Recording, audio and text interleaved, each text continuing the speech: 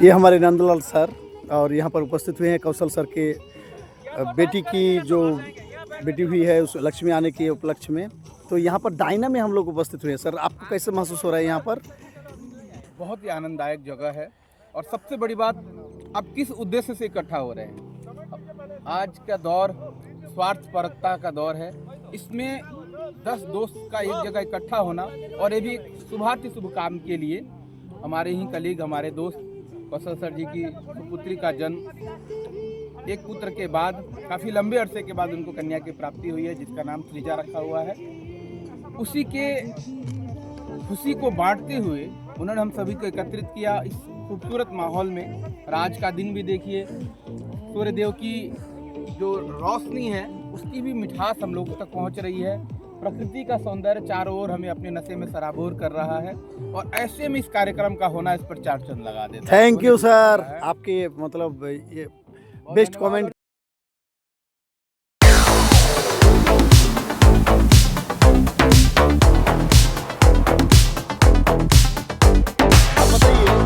कि आपको कैसा महसूस हो रहा है? कौशल सर के घर में लक्ष्मी आई है और बिटिया रानी के जन्मदिन का उत्सव हम लोग मना रहे हैं। बहुत ही मजा आ रहा है सभी दोस्त मिलके आज। आप क्या आशीर्वाद देना चाहेंगे? हमारा बहुत आशीर्वाद है। हम लोग स्पेशली पिता लोग बेटी को बहुत ज़्यादा प्यार करते हैं और कौशल सर का लाइफ फैमिली कंप्लीट हुआ। इस कंप्लीट में उसको मैं उनको बधाई भी देना चाहता हूँ। ये जो सर खुशी जो चीज़ है ना, ये बांटने की चीज़ होती है। जरूर। और सर हमारे जीवन में ना कुछ चीज़ें ऐसी होती है कि जिसको हम जितना बांटते हैं ना वो उतना बढ़ता है। Thank you sir. ऐसे बहुत ही कम चीज़ होती है।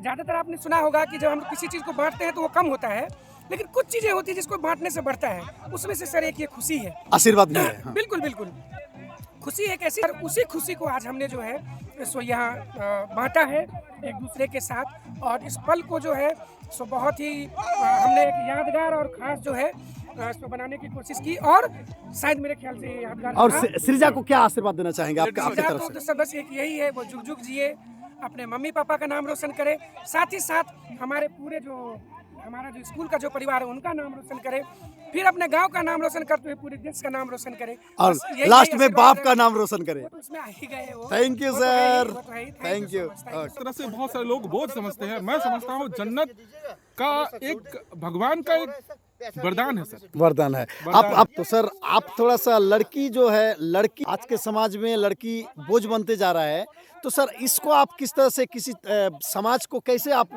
समझाएंगे कि लड़की बोझ नहीं है, ये हमारे लिए वरदान है? सर मैं जो अभी की परिस्थितियाँ जो देख रहा हूँ, अभी की जो परिस्थितियाँ देख रहा हूँ, इसमें सर मैं ये देख रहा हूँ कि बेटियां ही वो है जो अपने मम्मी पापा का जीवन के अंत समय तक जो अपना समय दे रही है, उनका ध्यान रख रही है। तो मैं यहाँ बेटियों को जो है बोझ नहीं समझ रहा। Thank you sir. समझता हूँ कि बेटियां वो है जो मम्मी पापा या उसके परिवार के सदस्यों का जीवन के अंत तक जो ख्याल रख सकती है। आपको अपने परिवार का, जहाँ विवाह होकर अपने परिवार में जाती है, वो उस परिवार को संभालती ही है। जरूर इसके जरूर। अलावा भी वो अपने मम्मी पापा से जुड़े रहते हैं। थैंक यू तो सर। मम्मी पापा आप इसीलिए खुशनसीब हों और वे मम्मी पापा बहुत खुशनसीब है जिनके घर में बेटियों का जन्म होता है।